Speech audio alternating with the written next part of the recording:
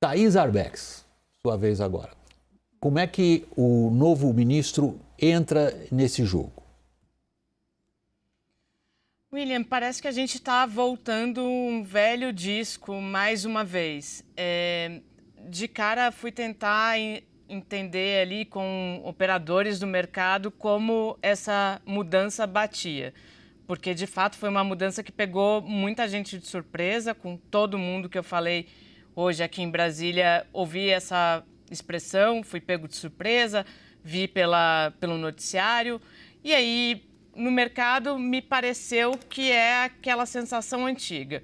O presidente Jair Bolsonaro faz um movimento na tentativa de mostrar que está fazendo algo para consertar, para dar uma resposta política eleitoral à população, mas que no fim das contas não vai dar em nada.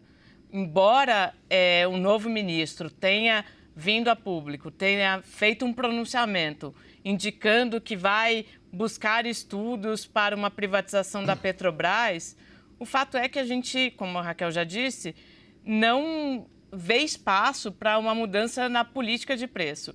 E, inclusive, essa pessoa do mercado com quem eu conversei elogiou o fato de Saxida ser uma pessoa que não teria a intenção de fazer uma intervenção, seja ela qual for. Então, eu acho que a gente Não, é interessante o ponto que você está colocando, porque você está chamando a nossa atenção para a grande diferença entre o discurso que tem absolutamente e apenas motivação político-eleitoreira e a possibilidade real de que ele se transforme em medidas tais como foram anunciadas nas palavras do novo ministro das Minas e Energia. Caio. Eu estava refletindo a partir das conversas, achei que foi uma solução o Saxida é um político econômico, né? Porque o Saxida ele é pós-doutor em economia, mas ele é extremamente vinculado à direita brasileira, foi candidato a deputado distrital, antilulista, antipetista, ultraliberal, né? A gente estava conversando na redação da escola austríaca e por aí vai. Então, o presidente Jair Bolsonaro, ao colocar alguém com esse perfil, tem currículo? Tem currículo, né? Agora, tem currículo político eleitoral, quer ganhar a eleição, está com sangue nos olhos para ganhar a eleição também, como presidente? Está. Algo que o presidente não sentia no Bento. Logo, a carta de intenções que ele apresenta, o Saxida, na primeira fala, não foi sequer coletiva, é completamente alinhada ao discurso político. Eu tenho a percepção, a partir das conversas em Brasília, de que o presidente Jair Bolsonaro ele quer muito mais criar um discurso político e ter alguém no comando desse sistema de energia que endosse e ou ajude nesse discurso político do que resolver uma questão em 5 meses. Porque estamos a 5 meses das eleições. Agora eu vou ser um pouco maldoso. Tipo, criar um símbolo político-ideológico para dizer às pessoas que ele vai fazer o que não fez. Exato, que é mais do que você anunciar o pedido dos estudos para vender a Petrobras, que é mais sinal do que isso, de uma tentativa de, mais uma vez, como o presidente vem fazendo, de descolar a Petrobras do Palácio do Planalto, de descolar a inflação dos combustíveis do candidato à reeleição? Mas William... Por favor, Thaís. É interessante porque não é um discurso exclusivo nesta área específica. Se a gente der uns passos para trás, eu já disse isso aqui, lembra da pandemia, quando o presidente falava quase que semanalmente que ele estava sendo impedido de tomar atitudes porque o Supremo Tribunal Federal havia determinado que era prerrogativa dos estados e dos municípios? É a mesma linha. É dizer que ele não consegue fazer, que ele tentou, mas ele não consegue, que o sistema não o deixa avançar.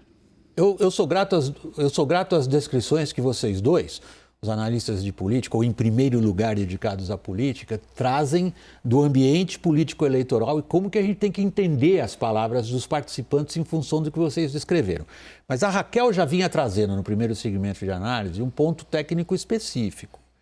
O novo ministro anuncia que vai mexer com uma estatal essa que já está operando muito antes dessa crise e da qual se espera que saiam 2 coisas: recursos para investir e meios de satisfazer forças políticas. Eu queria que você voltasse a esse aspecto. ele já dá ali 2 movimentos, né? Ele fala que vai estudar as alternativas legislativas para privatizar a Petrobras.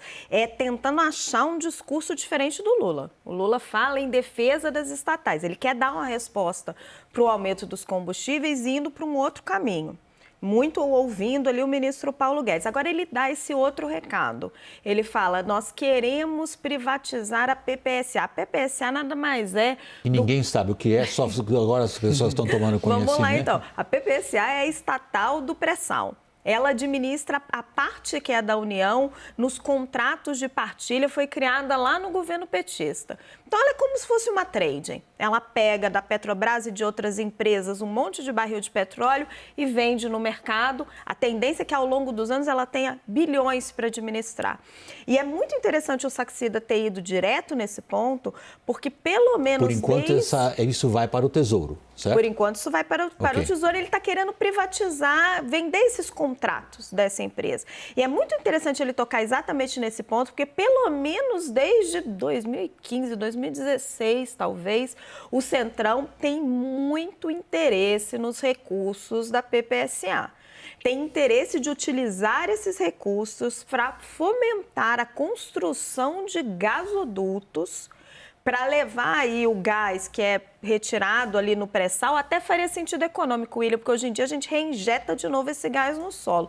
Mas aí, para pegar esse gás e levar até o interior do Brasil, Nordeste, Centro-Oeste, Norte, em áreas de interesse para os políticos do Centrão e de interesse para os empresários que apoiam os políticos do Centrão. São 2 discussões paralelas. Eu acho que isso não teve influência na queda do ministro Bento Albuquerque, mas que aparecem aí em conjuntos e formam um caldo bem interessante. Uma coisa, outra coisa, outra coisa. Mas o noticiário cria uma certa convergência. Para encerrar esse segmento de análise, a palavra mais uma vez vai para o Caio e na sequência para a Thaís.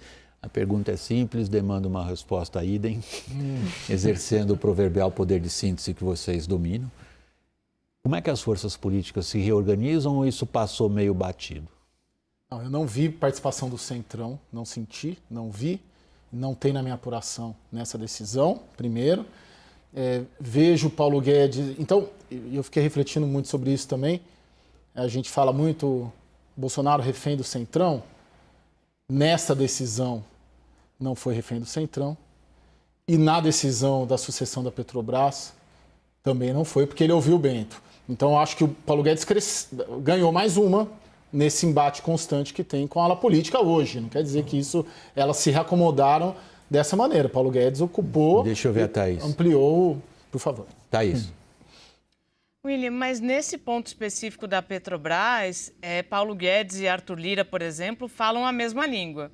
Eles, vira e mexe, criticam os preços. Paulo Guedes mais no off, que é a nossa gíria jornalística para dizer quando ele não quer vir a público, e Lira diz no on, publicamente.